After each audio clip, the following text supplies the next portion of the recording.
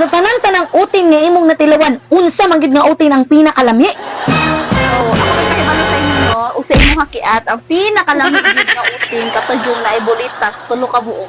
Gagay. Tulok gid kayo siya. Gilak kay at wala ka katry. Wa jud ko nakatry og bulitas, ribura.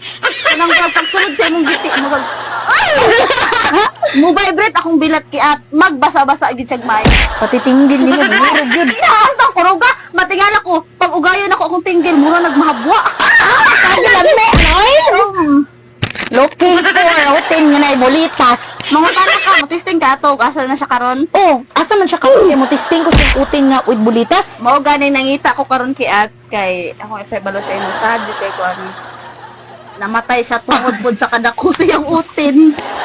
Nasubraan man ako kiat. Sige na hindi payot niya. Halos man pud ko magbalik-balik pod sa iyang boarding Oh, house. sa kalami sa iyang bulitas. Ay, listen pod, magsige na ko balik-balik kiat natin.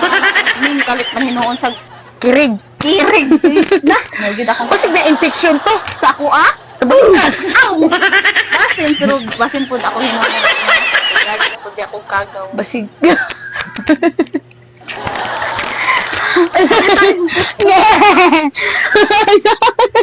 Yawa ako na yung kagaw. Yawa kang kagaw.